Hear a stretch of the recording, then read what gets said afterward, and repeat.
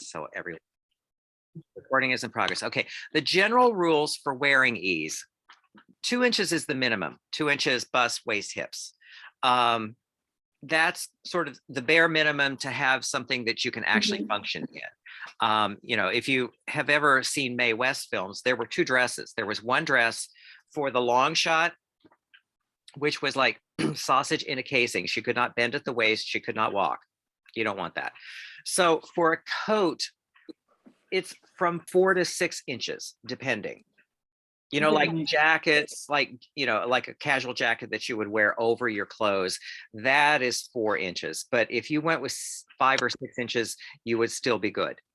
Okay. Because see, what a lot of people make the mistake of doing is trying to overfit.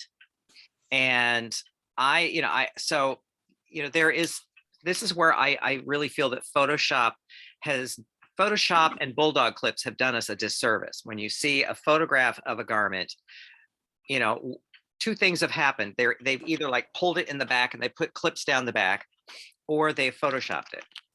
And so, you know, you have this thing that looks nice and trim and everything with no drag lines or anything. That's because of Photoshop. So having a little extra wearing ease is really, if you want to wear this coat and feel comfortable in it, by all means, add a little more so that you feel comfortable. Thanks. Okay. May I say something? Oh, please. I find it hard. No, not hard. I find it challenging to make a coat muslin because it doesn't have the slippery lining inside. So when you're trying it on over the sweater, it's going to grab in funny places. But when you get that slippery lining in, it glides more. Am I off track here? No, that actually makes sense. And see, this is where, when I'm fitting someone, if I'm fitting a muslin, I will help them in, because, you know, when you have someone else help you in it, you're not doing this kind of wriggling dance to try to get the darn thing on and then get it kind of situated so that it sits square.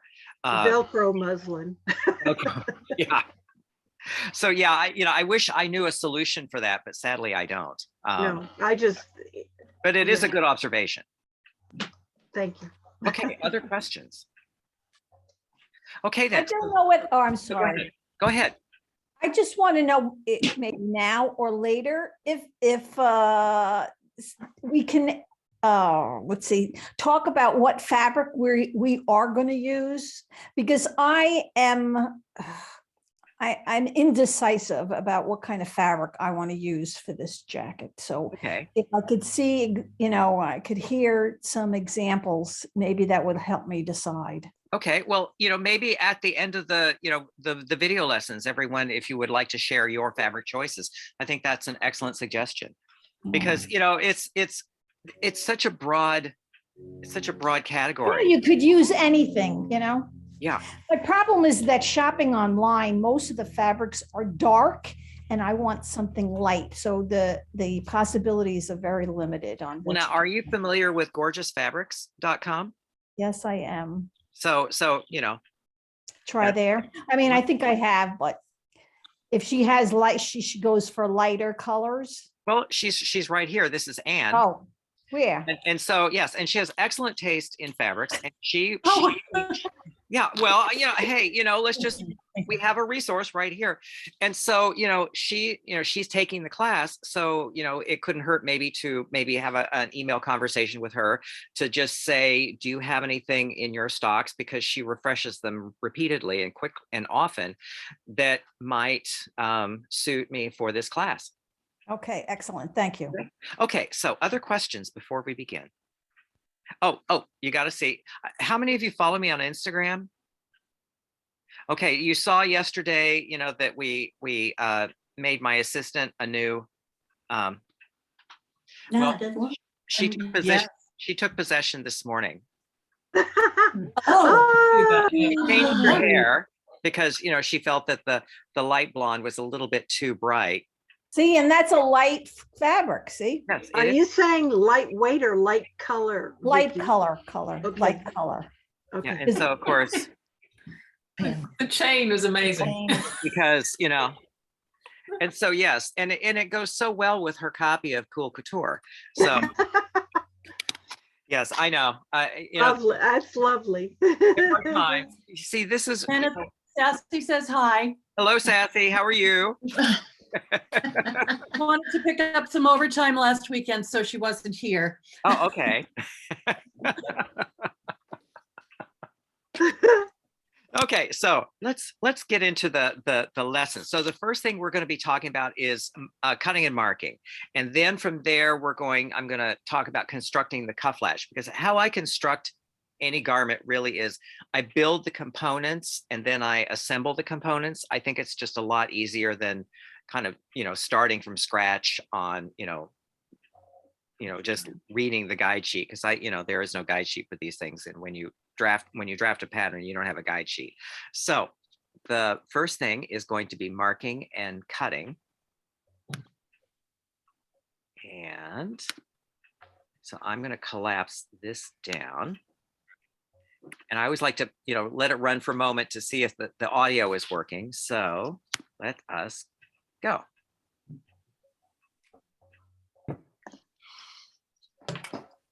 Cutting out the lining is fairly straightforward.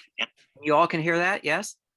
Yes. Okay, so generally like to cut the lining out first. What you have here is the and don't be shy about asking questions. Front, you can see I'm cutting it out of a rather busy paisley. Now I'm using this rather busy paisley so I don't have to worry about matching a pattern, because matching a pattern on a raglan sleeve is a bit of a challenge. So I will cut these two pieces here, then lay out the sleeve and cut that. And now you can see I have the sleeve linings laid out. I will go off camera and cut those out, and you'll get to see the results. Now, before I continue, I would like to talk a moment about the cutting tools. I have the rotary cutter. I also have my Ganger shears. I like to spread my cutting out between the two. I don't use the shears or the rotary cutter exclusively. This way, I feel that you can avoid any repetitive stress injuries in your sewing. I think this is a really good consideration at this point. So be kind to your hands. Have multiple ways of cutting. This is the lining for the cuff latch. Now on the cuff latch, you either cut it along the grain or you cut it across the grain. That is up to you. I'll talk about that when we cut the one in face fabric. But I like to cut the lining on the bias.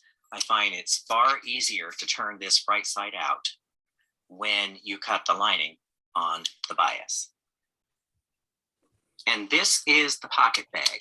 You could cut it out of the lining fabric. You could cut it out of pocketing. But we cut two of these because front and back, the way we set the welt pockets, this will create one whole pocket. So the straight grain is right here. And I will cut this out with my rotary cutter. So are both pockets out of the same material because we're doing it on a fold, or is it one lining and one? Let me just run this back. Okay, so what you're going to get, you're going to cut two pieces. And so you have, for the two pieces, one piece will count for one pocket, one piece will count for the other pocket, because see, it'll fold here.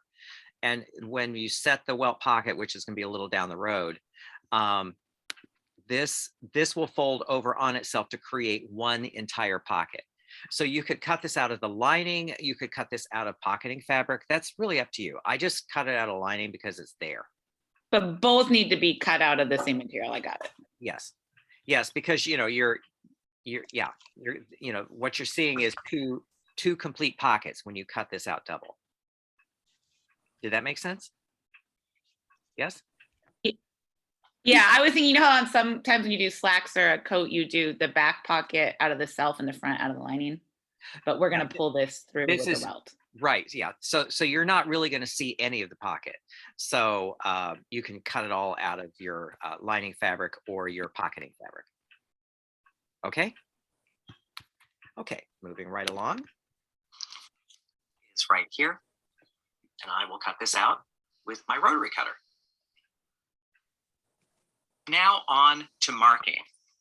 The first thing I want to mark is the shoulder dart on the lining sleeve. It's a pretty straightforward thing to do. Just use your tracing carbon and your tracing wheel. Now, debates rage about using the tracing carbon. Some people try to slip it between the layers, have the right sides out. I like the right sides together, so it's far easier to have one laying on the table facing up. Then you have the 2 layers of fabric.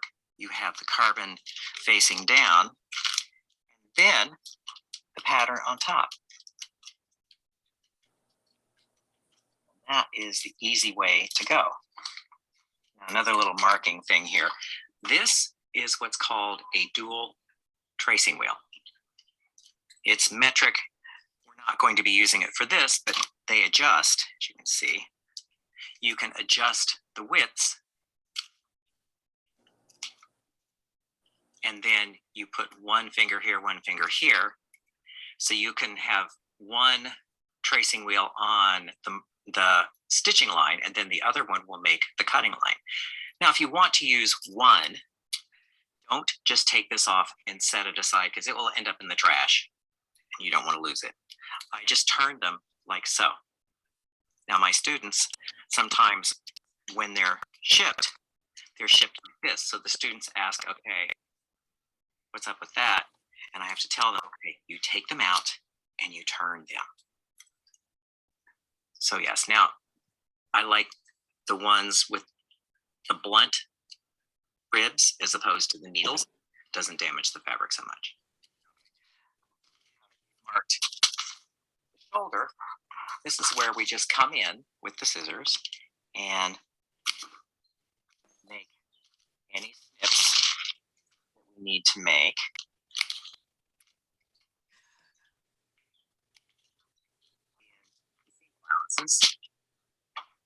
And that's marking the sleeve. The only thing really to mark on the front is the snips at the armhole. You can also mark a snip on the side to match it up. And I just will make a snip here where I fold it, so you can match this up to the back. The front is ready to go. Here is the lining back. So make one snip at the center back. And we make 2 snips. As a rule, 2 snips are on the back, 1 snip is on the front. One mark here, and 1 mark here. These are the back pieces. The pocket. So, any questions so far?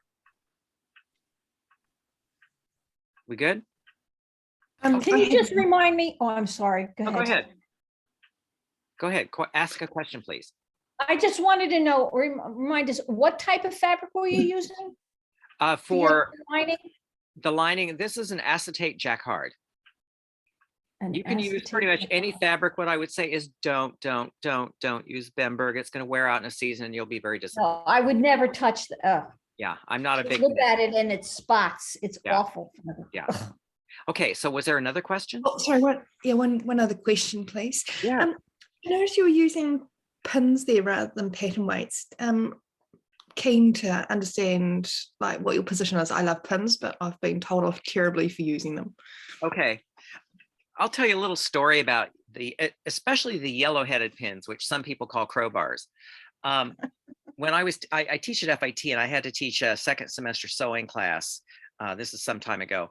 And I had my pin cushion with my yellow-headed pins. And one of the students said, "Oh, Professor, will you let us use those pins?" I said, "Yeah, what? I don't quite understand why you're asking that." And she said, "Well, our professor in our first class said that you couldn't ever hope to be a designer if you used the yellow-headed pins. And so what I did is I went onto my cell phone, because I can carry, I have my smartphone, I can carry my portfolio, and on my smartphone, and I queued up a photo of a hat of mine that now lives in the permanent collection of the Victoria and Albert Museum in London. So I just showed her the hat and I said, okay, can you tell that I used yellow-headed pins on this? And she said, no. I said, precisely my point. And so what I would say about that other professor is that, she may not know this because she doesn't have work in the permanent collection of the Victoria and Albert Museum in London. But really, when it's all said and done, if you get a good result in the end, whether you use weights, whether you use pins, it's all good. People who kind of stamp their feet and say, oh, you must never or you must always, I think they're misguided. Did that help? Hello, did that help? I love my yellow-headed pins. I do too, and I'm glad no one told me that rule. yeah. So it's, pattern weights. Mine right now. Yeah, if you're comfortable with pattern weights, by all means. If you're comfortable with pins, by all means. When it's all said and done, if you get the results that you desire, how you get there is up to you. Awesome. Thank you very much. Okay. Another quick question about lining, since you talked about Bimberg. How do you feel about a silk lining? Do you just think it's just not going to be worth it for how quickly it'll wear? Well, I think it depends on the silk. If it's like a China silk for a coat, it's going to wear through fairly quickly. If it's, say, a Duchess satin or a slipper satin in silk, it'll wear quite well. It has to do with the thickness of the fabric and the durability of the weave. Do you have any set rules about sort of, GSM weight in terms of what you'd consider okay? You mean as far as lining fabrics? I tend to go with something that is at least as heavy as a bridal satin. I tend to like a lining with a little more substance in a coat, or even in a tailored jacket, for a couple of reasons. One, I feel like that the lining, if it has a little bit of substance, is going to give the jacket a little more body. Also, I feel that it actually lasts longer. So that is why I tend to use either a slipper satin, a bridal satin, or a medium weight jacquard, like what we're using for this coat. What would you say about silk charmeuse? Silk charmeuse. Is it too thin? Well, no, it's beautiful. And I hate working with silk charmeuse. I would rather take a beating. But my friend Linda Maynard, who sews those fabrics like they're cotton muslin, she likes lining things with the charmeuse because it feels so good. So it does feel good. Yeah. That's one of those things that, if you like it and it feels good and you don't mind sewing it, then by all means, that's what you use. Thank you. Okay. So other questions? Okay, well, back to the video here. We just want to know where this fold line is on the pocket. So it's a simple matter of two. Fairly easy. And the lining on the cuff latch, don't really need any marks. That will take care of itself. All of the marking and cutting done for the lining. Next will be the face fabric. This is the fabric that I'm going to be using for the demonstrator coat. This is the boucle. As you can see, it has a little metallic in it. So it's kind of pretty. But what you notice is that I have block fused it on the back. Now, this is not absolutely necessary, but what I wanted to do is to block fuse it so that you could tell the right side from the wrong side during the videos. So what I have done here is I have laid everything out. This is 3.5 yards of fabric at 54 inches wide. You notice I got a little bit left over, which is better, just in case you have a boo-boo. So let me unfold this and I'll show you the layout. What you see here, there's one of the sleeves, there's the other sleeve. This is the back. I'm orienting everything in one direction. This fabric, I'm not really sure whether it has a nap or not, but I've decided to orient everything in the same direction just so that there is no change of the surface texture when the garment is being worn. This is what's called a nap layout. The other option would be what's called a nested layout, where you turn all the pieces so that you can get a higher yield. That works for solid fabrics and tweeds and such, but for this particular fabric, I've decided to go with a nap layout. And here are the rest of the pieces. You have the undercollar piece cut on the bias. You have the upper collar cut center back on fold. This is body front. This is the facing for the front. And then down here, I'm actually going to turn this. This is going to be the back neck facing. So these are the pieces that you cut from your face fabric. So Kenneth, can I just ask? Yeah. And then You're using a double layer layout, so cutting both layers at once, is that true? That's correct, because this has a little tiny subtle stripe to it, but it's not so obvious that I would feel that I needed to cut single layer. Okay. Okay. Other questions? Thank you. Okay. So. Yeah, wait, of course, I'm always late. Yeah, go ahead. Okay, so you block interface this. Yes. Now, so that gave some oomph to the fabric, which I think you would need for a coat. Yes, it does. Because you're not you're not underlining, all right? And normally in a coat, you would underline, or you are going to use the the tailor canvas, the horse canvas. Yeah, the canvas goes only at the shoulders. Well, no, actually not even at the shoulders. The canvas really is for the pockets and for the collar, because this is a really lightweight tailored coat. This is not, we're not getting into like bulletproof tailoring here.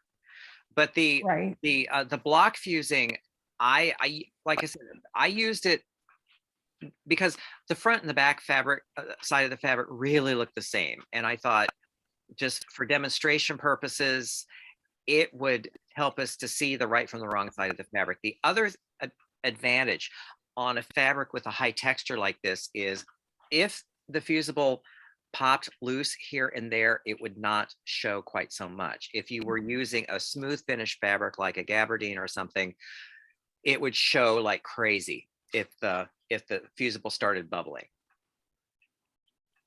Okay. But still, I don't see, unless the fabric is very heavy. I think for a coat, shouldn't there be another layer underneath there? Well, or is that why you're picking the hefty lining? Well, I like a hefty lining just because I like a hefty lining. The thickness of the coat, that depends on the climate you're going to be wearing the coat in. Some people live near the equator or down south, where a heavy coat really is not something that's useful, and so they would they might want to make this out of a silk twill or silk tweed or linen or something like that, so you wouldn't necessarily want an inner lining in there, right? So it's all kind of a case-by-case basis. I hesitate to ever say always or never. Yeah, sure. But on this particular fabric, also, and this may sound like heresy, linen tweeds or any of those loosely woven tweeds, I will block fuse the back, just because when you start cutting into it, the seam allowances just start fraying and turning into a mess. And so it's a way of controlling the fabric when you're constructing it, and it does give it a little more heft in the final garment. Okay. Okay, thank you. Okay, so other questions? Okay, so back to the story. And one final piece. This is the cuff latch, and if you remember, we cut it on the bias in the lining. The straight of grain here, you could run it straight of grain, but I've decided to run it cross grain so that when it lays onto the sleeve, the texture will be the same. From here, we have our pieces of the face fabric. Next, we want to cut the tailoring canvas and the muslin. And finally, we cut the undercollar out of thin muslin. and out of tailoring canvas. I will go off camera, cut these two out, and bring you back the results. So here we are. We have the undercollar cut from the face fabric, the muslin, and now the canvas. I'm going to stop here for a moment. All of these three are cut on the same grain line. So since the undercollar is cut on the bias, the muslin and the canvas will also be cut on the bias, just so that the grain lines match. Now, as you can see, save this out with the pocket welt guide. You don't have to cut this out just yet, but keep these two together because you will need those later. Kenneth, the muslin, is that, what kind of weight is that? Sorry. Just the thinnest you can get. Okay, and is that, so is that the same as the kind of calico, or is it an open weave? You know, it's regarded as calico in the UK. Okay. And but it can be, like I said, you can, with this, you know, when you see how we're going to use it later, it'll make a little more sense. But Okay. this can be as thin as you want. It could be something you could read the newspaper through if you really, you know, anything you have hanging around your studio that kind of looks like this that you could use is all good. Okay. How much yardage do we need of the tailoring canvas? The tailoring canvas, if you get a half yard, you should be fine. And same with the muslin. If you have a half yard, you're all good. Okay. It's done. So to recap what we have done, we've cut out the lining pieces from the lining fabric. We've cut out the face fabric pieces from the face fabric. We've also cut the undercollar from muslin and tailoring canvas. And we've saved out the welt guide with the tailoring canvas. So we have all of our pieces cut, ready for marking. Now that we have everything cut out, aside from marking clips on the notches, there are a couple things that I want to mark. Placement and also center front and the button placement. Now, a little note here. What I've done, I've worked ahead, and since I altered this here, I needed to redistribute the spacing for the buttons. So that's what I would say is don't forget to do that. You could actually just wait until you have the buttonholes made, but you know, it's just good to look at it in the pattern. I like everything back to the pattern as best I can. So the first thing I want to do is make tailor tacks. Now, some people sew through the paper. I don't encourage that. So what you can see here, I poked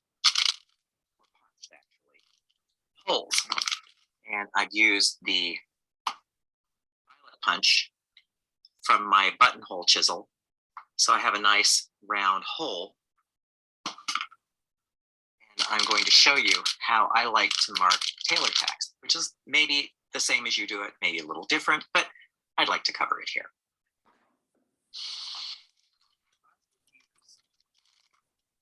This one at the edge because it's just a little easier to access for the video. What I want to do, I'm using, it's a Gutermann thread, Gutermann Mara 30. I like that because it has a little bit of heft to it. You can use really whatever basting thread you choose. I like a double strand. So then I'm going to stitch down and then up right next to it.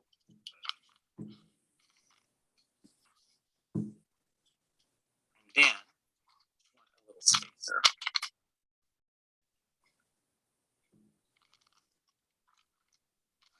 This makes it a little easier to make the loops consistent.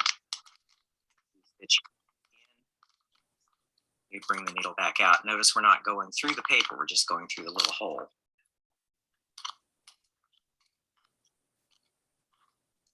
little easier if I'm not looking through the camera.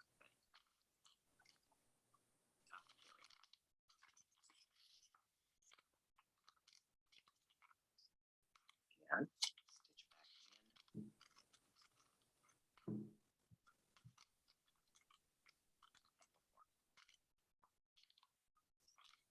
Show you how this works. I have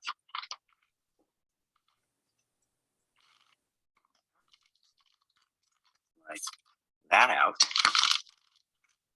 And so then see, the nice thing is you can get this, you don't have to worry about tearing up your pattern. And ultimately, when you separate the fabric later, here, threads, here you have your tailor tacks. So now I will work ahead and mark all of the buttonholes and matching notches for the welt pocket, and bring it back here because next we want to mark the center front line.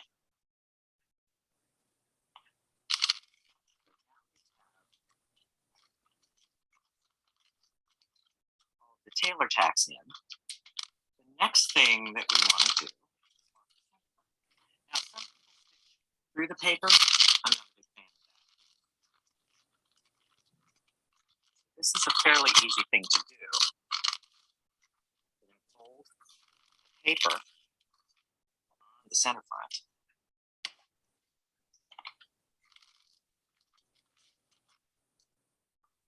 Then I'm going to show you it's a variation of thread tracing. So with the thread tracing, we're going to be using the same Mara 30. I'm going to start a little above this buttonhole here. The easiest way to remember it is stitch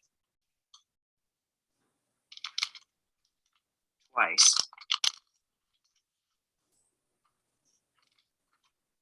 You leave a loop.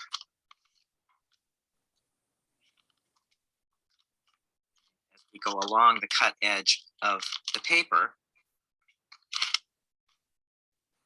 we make a stitch that lays flat.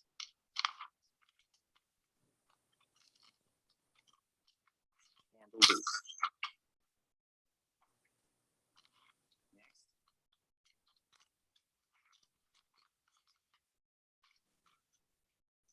Flat.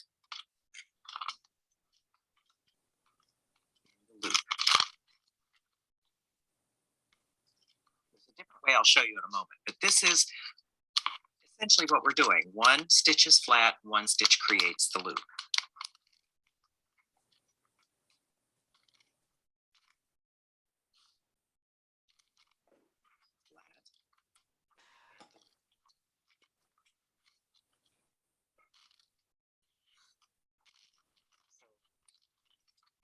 This is what it looks like. You have flat, loop, flat, loop, flat, loop. Now, there's another way if you're feeling very frisky. You can get two stitches pass. So this we have the loop here, flat.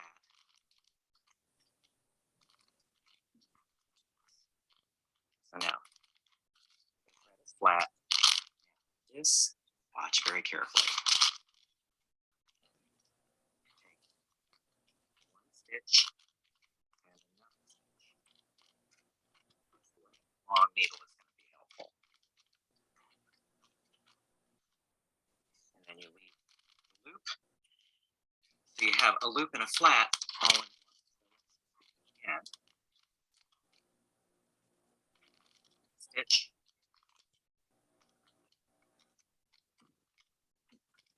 Stitch.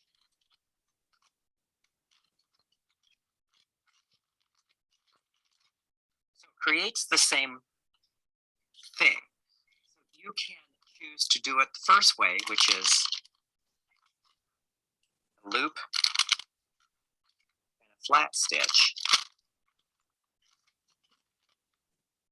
which is a little easier to remember. Or you could do it, you have your flat stitch here, stitch, which is going to create the loop, and the next stitch, which is going to create the flat stitch. Two different ways of making the thread tracing. Now, I'm going to zoom out a little bit so you can see. Here you have a loop and a flat stitch. I will continue off camera and finish the rest of this and bring it back to show you the results. Here we are. The thread tracing sewn. I'm going to show you how this works. It's kind of like magic. Apply the fabric part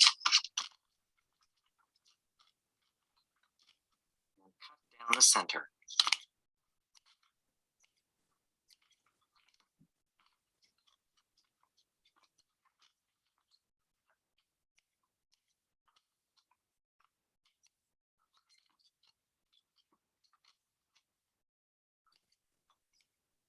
Now, this is a little memory trick if you're working on a fabric that's the same. I have this view so you can tell back from front, but some fabrics is a little bit unclear.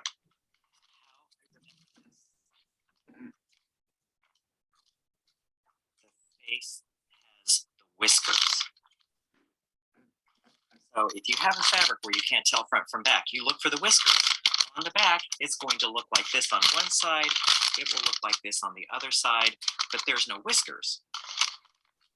That's how I remember. The face has the whiskers. I will go and open the rest of this and bring it back and show you the result. So we have all of our marking done. And when I put the pockets in, I will open up tailor tacks on the pocket. So we have our cutting. We have our marking done. Now we get to start construction. But before we start construction, I would like to recap marking. On the lining, aside from making the snips for the matching notches in the seam allowances, really the only marking we want to do is the shoulder dart on the sleeve. On the main garment, you want to have tailor tacks for the buttonholes, tailor tacks for the pocket placement, and thread tracing for the center fronts.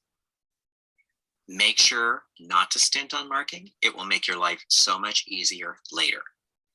So now, let's start making this coat. Yes, question. On the main piece, when you're working with like a ravelly boucle, Yes.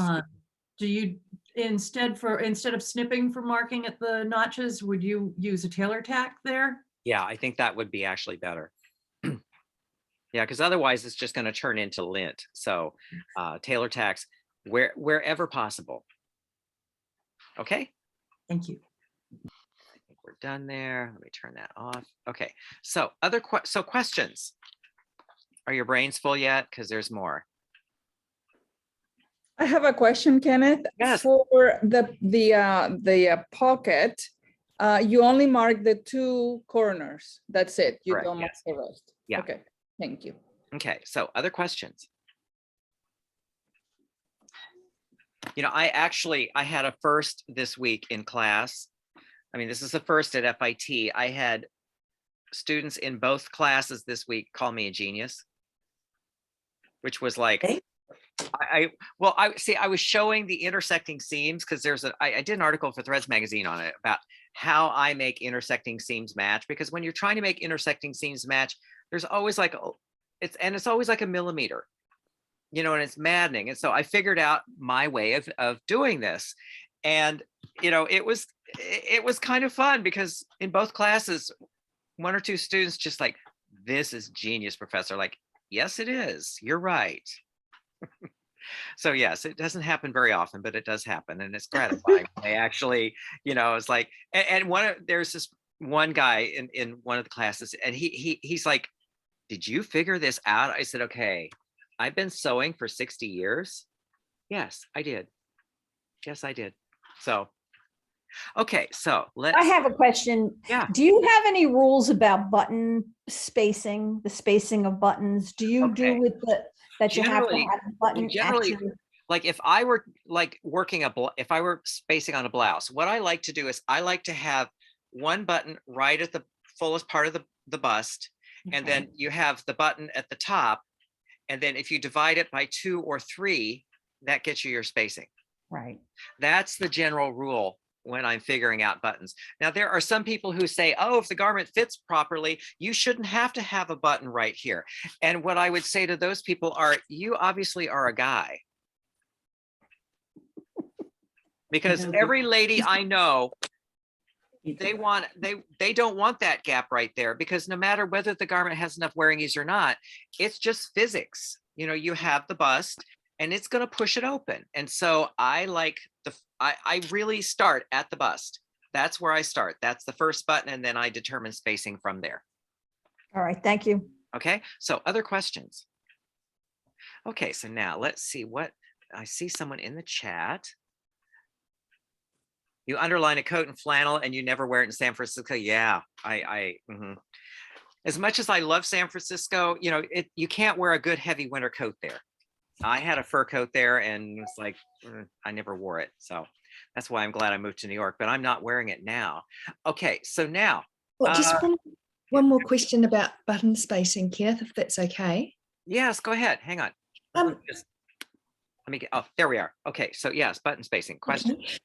Obviously one at the fullest part of the bust. Do you think that button spacing needs to be evenly distributed? Like if, for example, you've got one at the fullest part of the bust and then you want to make sure you've, say, got one nice and up high at the top of your coat, are you okay with a smaller interval between bust and, let's just say, neckline, and then wider intervals below the bust? Or do you think that just looks odd?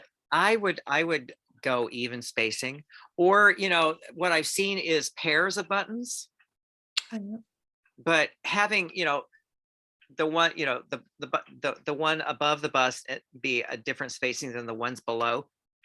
It's one of those things that people will look at it and they won't know what's wrong. You know, and so I would not do it myself. It would not be a choice I would make. Thank you. Okay, so other questions? Okay, so now you have a choice here. Well, no, let's just, because in the order of construction, if you were choosing bound buttonholes, the bound buttonholes would go in at this point. And so that's what we're going to cover next, is how to put in bound buttonholes, because some people like bound buttonholes on these coats. So does that sound like, yes, question, Mary? Yeah, turn on. No, I'm doing bound buttonholes. Oh, see, there I we was go. saying, yes, I'm one of those that are doing bound buttonholes. Okay, and see, and this is another one of those, because one thing I tell my students at FIT is the methods that I show, because every now and then, you know, in the past, I've heard from a blowback from people who say, well, that isn't really couture. It's like, but it looks good. And my thing is also, I want it to be as good a result as I can get. And I also want it to be repeatable and reliable. Those are 2 words that I'm always saying to my students. The things I'm going to teach you are repeatable and reliable. And so this particular bound buttonhole works every time. Once you know, I would say practice it a couple times before you actually go on your coat. But repeatable, reliable, works every time. Okay. Kenneth, one more question about the buttonholes. Would you mind just taking us through the pros and cons of the different buttonhole options? Okay, well, you know, the bound buttonhole is really an aesthetic thing. And so what I like about a bound buttonholes tend to want beefier buttons, because it just, you know, it's just a thing. And so if you have a really simple line on your coat, which is, you kind of have that on this, having, you know, beautifully done bound buttonholes and beautiful welt pockets, it's all you really need. It's just a really good detail. The other option is a worked buttonhole, machine buttonhole, or hand buttonhole. Now, I I am in a place where we have a place called Jonathan's Embroidery, and they have the buttonhole machines that make a keyhole bound buttonhole that is like, it looks like a worked buttonhole for $1 a piece. Do I make hand buttonholes? No, I don't. I go uptown. I have them all marked. I go uptown. I let them do it. You know, I mean, they get them done in, you know, it takes maybe a minute a buttonhole, maybe, because these ladies, they've done them for so long. The other option is hand worked buttonholes. I can do them. I'm not a fan of doing them. They take a lot longer. Then there is the machine, just a machine buttonhole. And so some of the machines make a great machine buttonhole. If I were doing a machine buttonhole on a garment, this is where I think old school works better than new school. As much as I adore my Bernina, and I do, there are certain things that she can't do.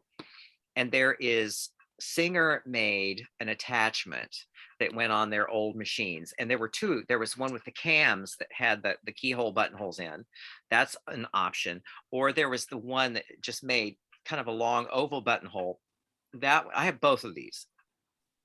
So, you know, the thing is, you would have to look at, okay, where you are, do you have access to someone like a Jonathan's? I would say just pay them to do it. Otherwise, this is where I like to cover a bound buttonhole because it's a beautiful detail. It's not that difficult to do, really. And if your machine buttonholes are not up to snuff, the buttonholes can really make an otherwise beautifully constructed coat look like homemade. So, you know, this, I don't know if this answered, did this help you? Did this answer your question? Thank you. It was awesome. I just wish I had a Jonathan's. Well, you know, the other thing is, you know, start practicing your hand buttonholes because, you know, let me see if I can pull this up on my phone. As I talk to my students about this, there are times, you know, Fred Astaire used to say, if you make the same mistake over and over long enough, they assume it's your style. And so what I did, it was kind of a conscious choice. The big breakaway hit that made my career was, here we are, was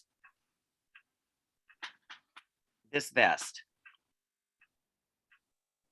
And so the detail, let's see, okay, can you all see the buttonholes? Those are all hand-worked buttonholes. The buttons are sterling silver, made Chinese knots. And let's see if I can zoom in a little more. Yeah, there we are. You see that buttonhole? Okay. What I found for my particular purposes was that, you know, because they say in tailoring, the buttonhole should be thin and unobtrusive and clean. Hand buttonholes like that, my experience is that they tear loose. They don't last very long. And so what I did to get those buttonholes, because I figured, okay, I can't make the thin little buttonhole. I can't do it. I've tried. And so I figured, you know what, to hell with it. I'm going to make it look like I crocheted the damn things on. And so what I did was I went with a machine buttonhole, 2 bars, the two bars, a little narrower zigzag. And I wanted about 2 to 3 millimeters between the bars. Are you with me? You following? Mm-hmm. So you have a machine buttonhole and then you trim out the fabric between, and then you go in, and I use a double strand of the Mara 30 with a buttonhole stitch. And it's a big beefy buttonhole. It looks like it was crocheted on.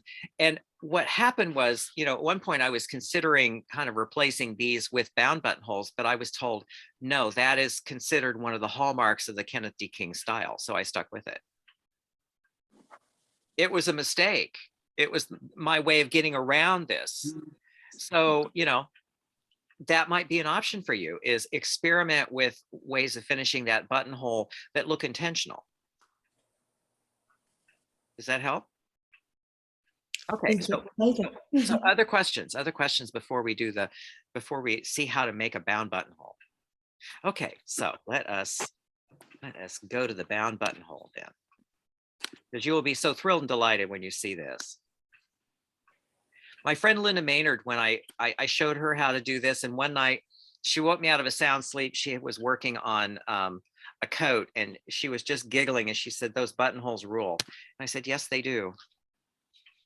So let's see. The double welt pocket and the bound button. And you all can hear that? Yes? Yes. Okay, so what this is an excerpt from, I did a whole thing where this is the double welt pocket, but we're going to focus on the bound buttonhole for this. So if you're wondering what's up with that, that's in a whole other lesson.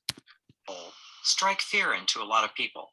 I used to be one of them till I figured out this particular technique. What we have here is a 1/2 inch opening. This is our double welt pocket. As you can see, it has what's called a facing, and then there's the pocket bag. And from here, looking down, we have the bound buttonhole and how it finishes to a facing. So these, I know, look a little scary and intimidating, and I was where you are now. So we are going to learn how to make the double welt pocket and the bound buttonhole. Got a lot of work to do, so let's get busy. Before I continue, I thought it's good to show you where we're going with this so you can see what we're doing. We are creating what I call the welt unit. These two folded edges will eventually meet in the final pocket. This is the front with 1 row of stitching. This is the back with 3 rows of stitching. This will become important later. But right now, let's make the welt units. To begin, we want a woven edge ribbon. Now, how you can tell a woven edge ribbon is it looks like it has a little selvage on each edge. There is another ribbon called Petersham. It does not look like this. You want the ribbon to look like this. Now, the size is very important. As you can see here, 7/8 inch, 22 millimeter. This is white polyester grosgrain ribbon. You can use any color. I'm choosing to use white so that we can see what we're doing here. But this particular ribbon for this particular operation is essential, except no substitutes. Because ultimately, we're going to be making a 1/2 inch wide finished opening.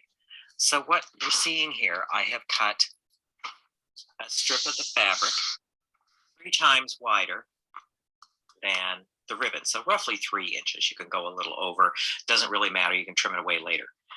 So now this, we're going to lay this down onto the reverse of the fabric, wrong side of the fabric facing up. So it doesn't hurt to just come in here and pin pieces in place. So we're pinning this in place. So next, we will go to the sewing machine. From here, we will edge stitch this ribbon to the fabric. About 1/8 of an inch in.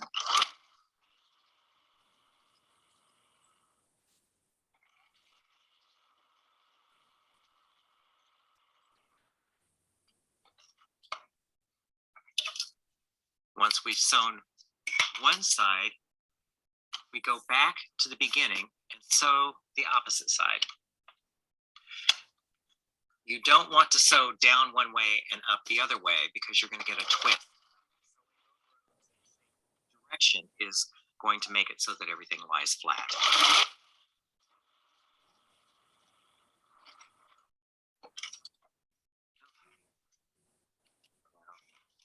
Done. Let me pull out a little bit, show you where we're at. So here we have the ribbon sewn to the reverse of the fabric. Turn it over, you will see these stitches. Ultimately, these stitches will end up on the inside. You won't see these in the final product. Next, we go to the pressing table. First, press as sewn.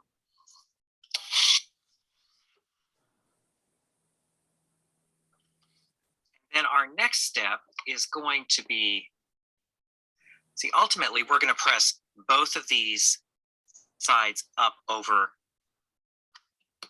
the ribbon. But instead of bringing this up like so, it's far easier when you're pressing. You're going to use the ribbon. You're going to fold it on the ribbon and push slightly. By doing that, you wrap the fabric securely over the edge of the ribbon. You're not folding it on the stitching line. You just want the fabric to crease up and over the edge of the ribbon.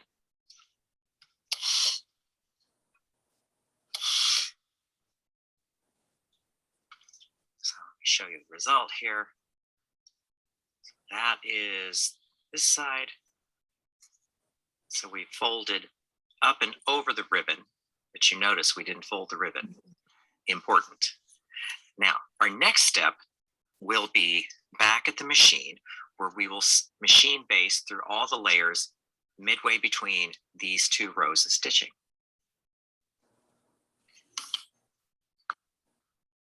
So you want to sew with a long machine base, 5.0 stitch. And this goes midway between these two rows of stitching. Now, if it isn't dead in the middle all the way perfectly, you just want to sew it as accurately as you can.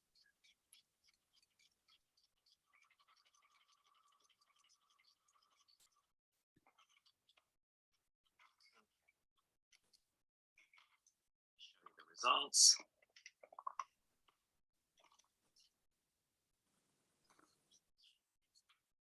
That's what it will look like from this side.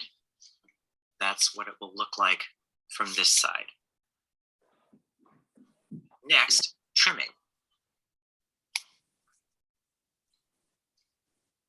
So here we are. I've flipped it over.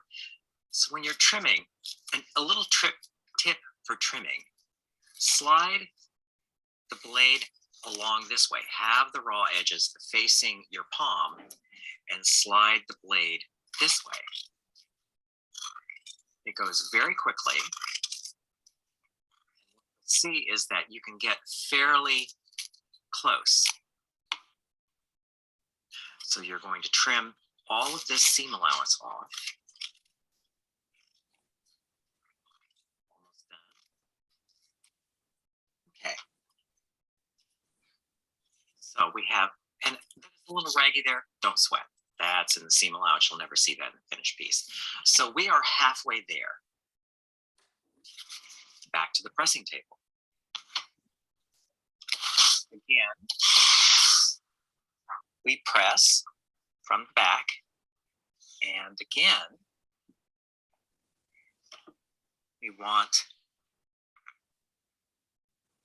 to press over like so.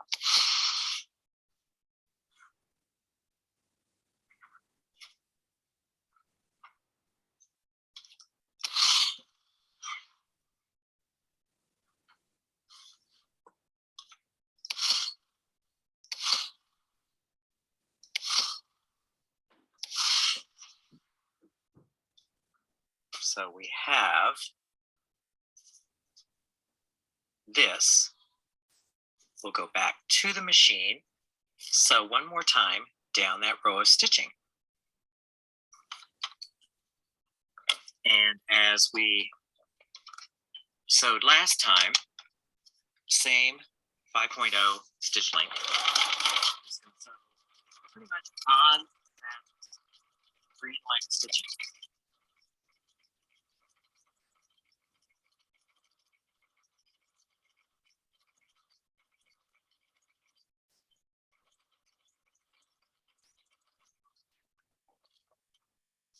Once we have that,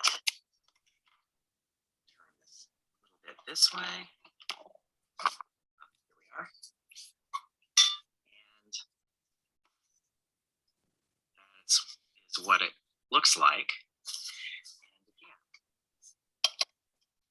we will trim this side as well, close to the stitching. Once we have this trimmed, I'll give it one more press and meet you back at the work table.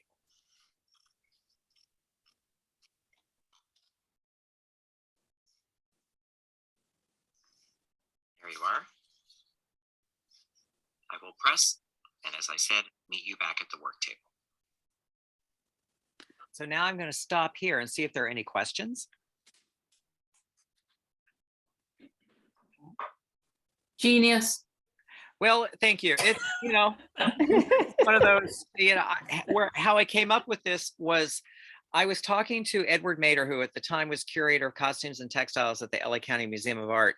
And it kind of came to me while I was talking to him. So I was sitting there sewing while I was talking to him, and this is what came out. So it's fashion math, really, because 7/8 of an inch ribbon plus 1/8 of an inch fabric thickness is going to make it 1 inch. And so you'll see how this installs to give you a half-inch opening. You could use this idea with wider or narrower ribbons. It's just that, for this particular size, this is what I use. But yeah, so there you go. So other questions before we continue? Okay. So this is the result.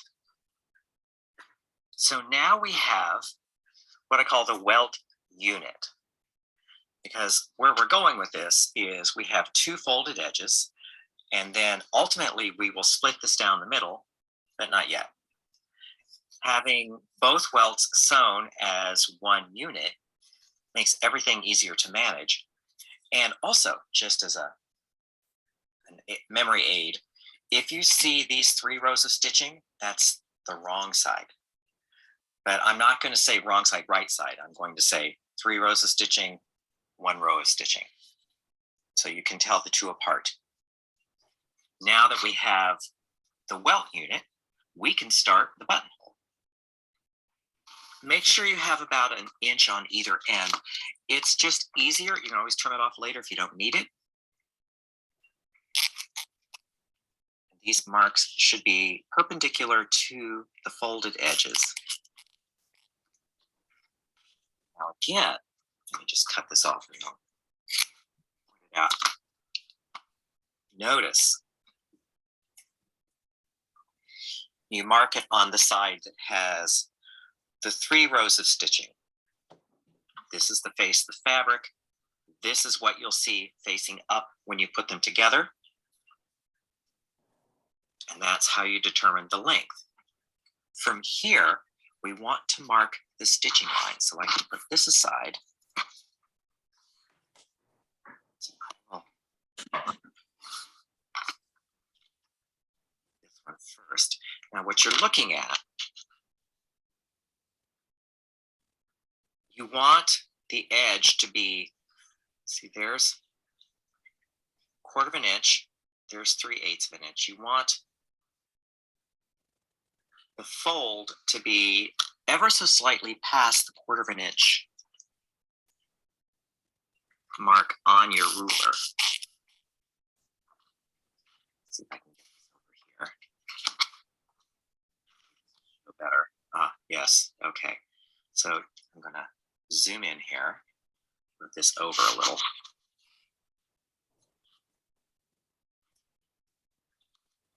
So you can see it's just a hair past that 1/4 of an inch. Now this is the rule. It's better to have it too close to the middle than too close to the edge, because this is going to be the width of our welt. And if you have it too close to the edge, you're going to get a gap between the 2 welts when they're finished.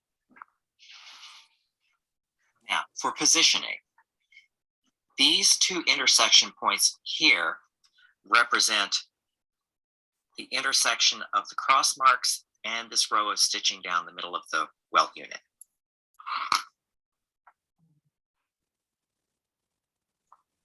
So when you're placing it, you can check placement by seeing where that stitch is.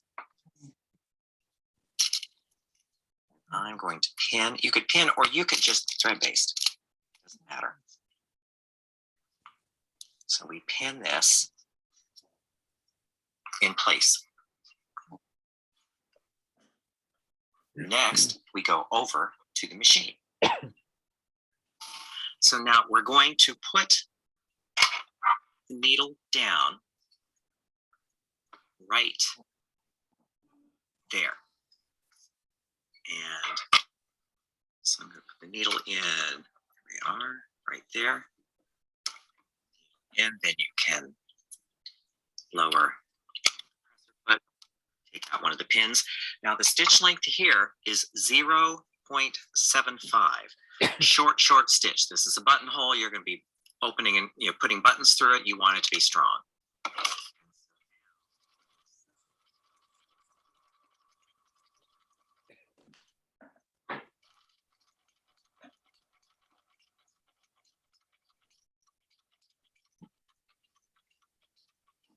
Stop. From here, this is, notice I haven't trimmed this end here. You don't want to trim this end. What you want to do is you want to pull this across to make sure that you know exactly where to put your needle in. Did you do a super small stitch length there on purpose? Yes, because if you have a longer stitch, what's going to happen when you start opening and closing this, when using this buttonhole, it's going to pull loose. Because the seam allowances between this green stitching here and there, that is very narrow. And especially when we start clipping it, we're going to get to almost nothing here at these ends. And so using the shortest stitch that you can manage is going to make it so that that buttonhole will not tear loose when you're using it. Okay. Kenneth, my apologies. I have to step outside briefly. I'll watch on follow up. Okay. Okay, sure. So other questions? Kenneth, just confirming that you didn't back tack either. You just No. started and went forward. No, and see, this is where, back tacking, if you back tack, you run the risk of causing a pucker. And Yeah. so, if there are times that you need to secure the end of the row of stitching, but you don't want to risk a pucker, the extremely short stitches are a really good workaround there. Thank you. And the other advantage is if you've overshot, if you've sewn one a little too far past, you can go back and pick out a couple of stitches where if you're trying to do that with a back stitch, it's not quite so successful. Okay. Okay, so moving right along. That in. And again, short stitches.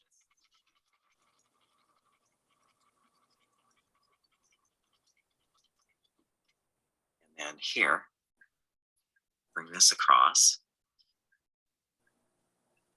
So you want to make sure these rows of stitches end exactly in the same place. Now, if you have to raise up the presser foot a time or two to make sure that that's all good. The results there is the result. Now, back to the work table to open this up. And you can see I've trimmed all the threads here. So what I want to do first is we use the good scissors, and we're going to open this up. We're going to split this in half. We don't want to cut through the ground fabric. We just want to cut the welt unit in half.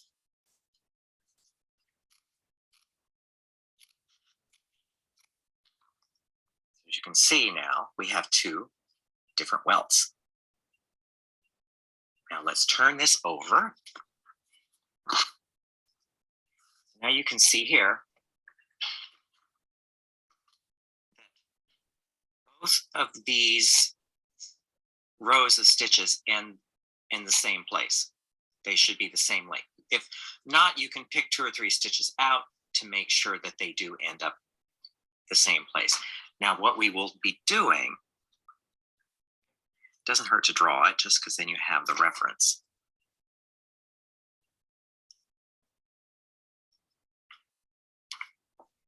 We're going to be cutting from here to there, to there, to here, to here. And then we'll turn everything right side out. But what I want to do is take this over to the pressing table and cut it and press it there. So the clipping goes like so. I'm going to start this, and you're going to clip just the ground fabric right to the end, and do this with all 4. This is all very, very ticklish and careful.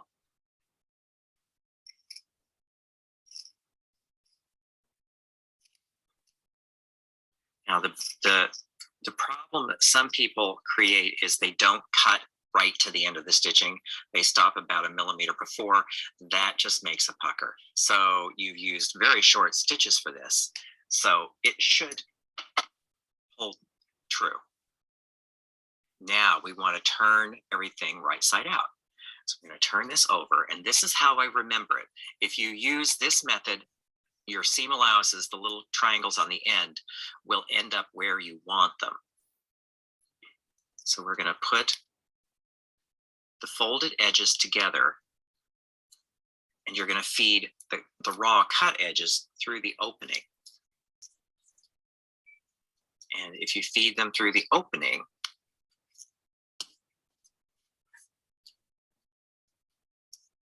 it's going to start looking like a bound buttonhole, because that little triangle is going to line up where you want it to. You want that to be there. And so let's do that on this side here again. Line up the folded edges, feed this through to the back. And so far, not bad. So now what I like to do, I'll go ahead and trim that out later, is to press this on the seam roll. I'm going to turn this over. And see, when you turn this over, one thing you can do is you can look and make sure that both of those cross marks match. Because if they match, you're all good. That means that you won't skew the rectangle. And you can come in here with thread and just base these closed. This will just make your life easier. You'll take this out later, so use a contrasting thread.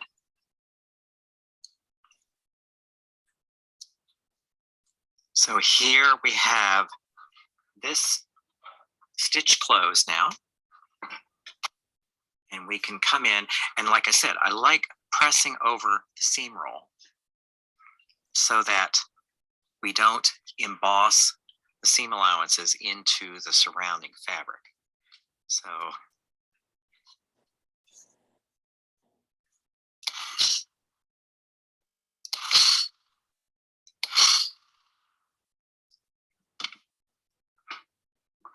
here it's pressed.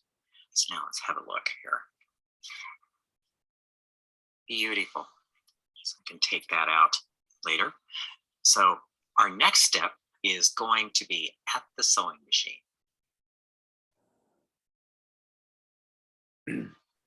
Our next step is to sew the little triangles down. Now, this turned out pretty well. Sometimes you get an overlap of the two welts. And so you notice here, let's look at this. This is the zipper foot. You could use any zipper foot. I like the adjustable zipper foot. We're going to sew the little triangles at the ends down. So we fold this back. Here we are. We're going to sew right across there. So we bring this under the foot. And it's good to keep the threads out of the way. Zoom in a little bit here. So the object here is to get right up next to that fold. So this with a 0.5 stitch.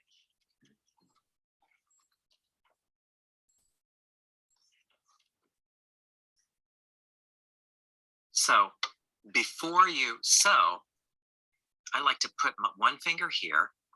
You can pull one down, pull one up. And then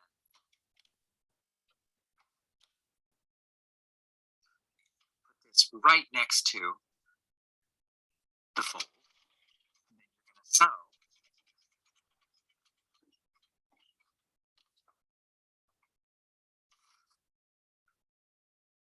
Like so. So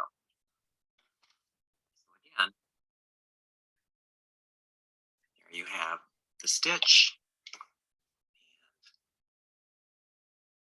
And there you have the bound buttonhole.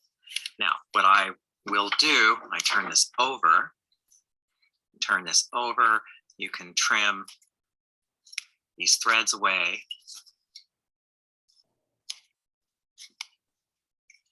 And you can also trim these ends to about 1/4 of an inch. You don't have to have a lot hanging out in the final garment, but you do want to remove this like so. Having the long ends, it just makes everything easier to manipulate as you're sewing. But there you have a bound buttonhole. Now,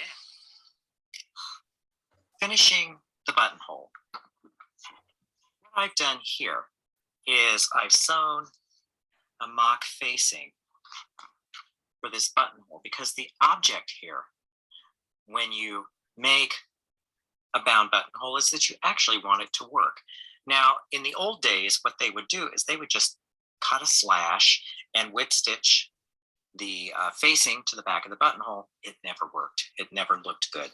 So I'm going to show you how I like to do it because I think it gives a better finish. So to begin,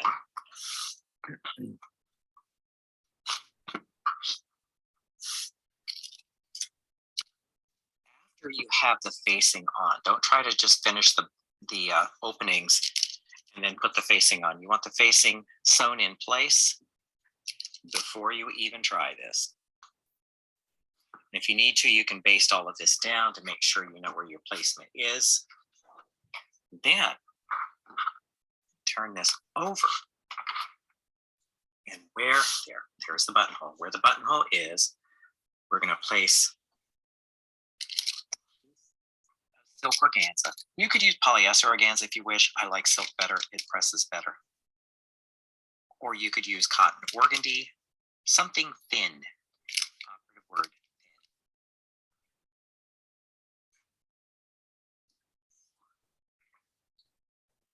Our next step then is to turn this back over. I'm going to put one pin there and one pin here. Now, another way you could do this is you could put 4 pins there and make a square opening. I like an oval opening. So you want to know the beginning and the end of that opening. Turn this back over.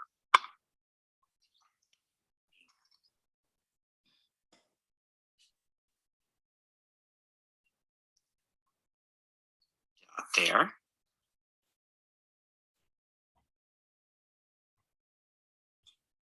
Dot there.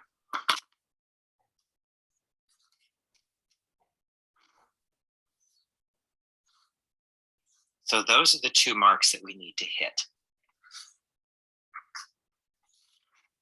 Now,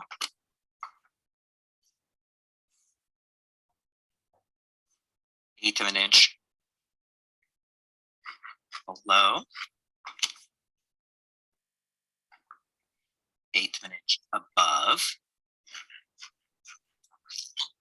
So you have these 2 parallel lines, and then you want to make an oval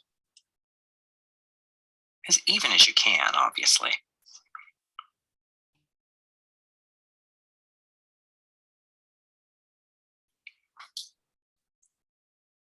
Like so. That actually should be right about there.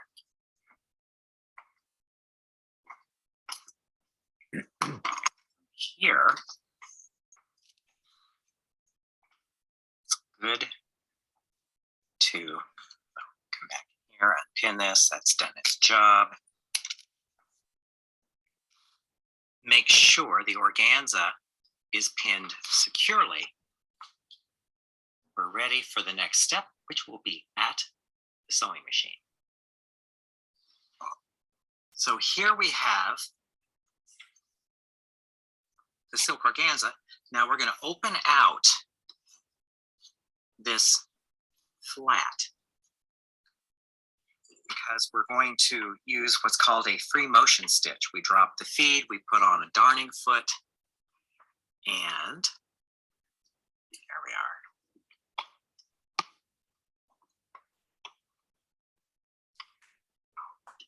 There, that goes right there.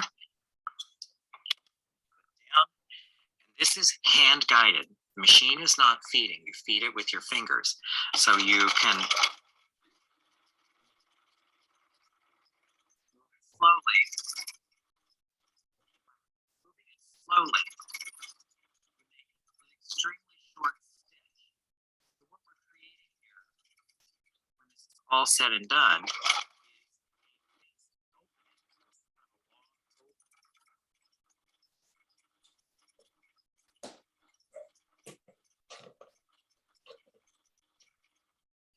just a little something to know.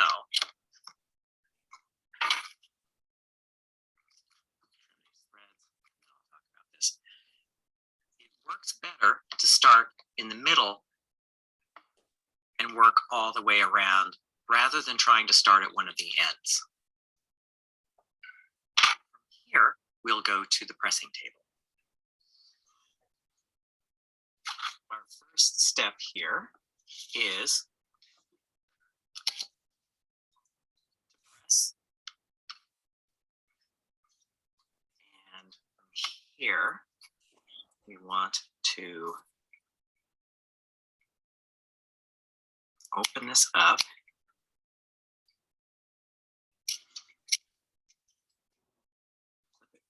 To the stitches. One little clip there, and one here. And like I said, you could make this a rectangle the shape of the welt if you wished. That would make it appear to be double-sided.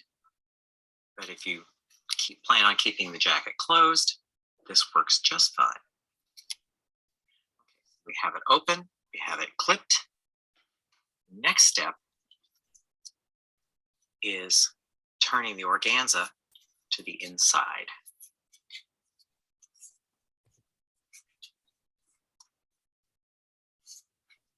So you see where this is going? If you color match the organza, you'll never see it.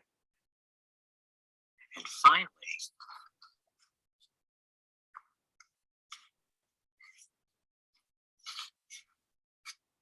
you press. And when you press, ideally you want to pull it so that the face fabric favors in slightly.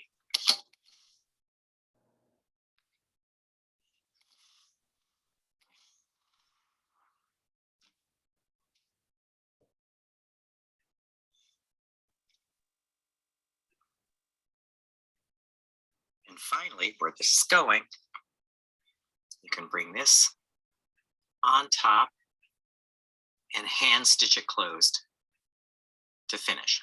So I will do that off camera and bring it back to the work table to show you the result.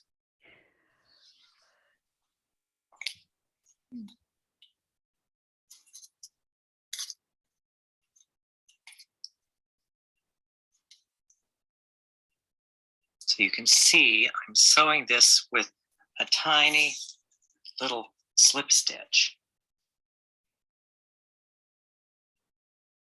And I'm catching the wool itself, not the organza, because you want the organza to roll into the inside.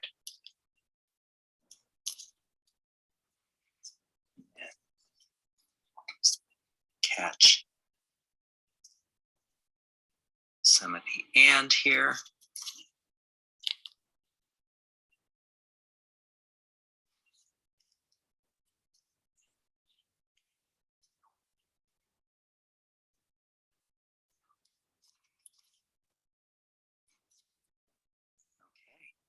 We are almost done.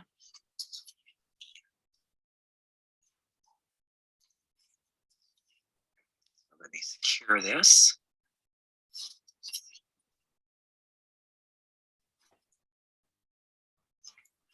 And I'll trim the thread. And we will revel in the beauty of this buttonhole.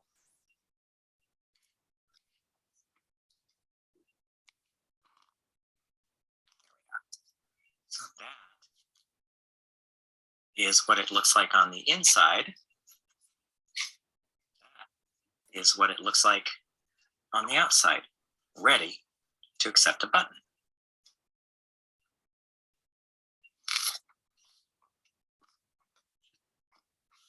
And there we have it.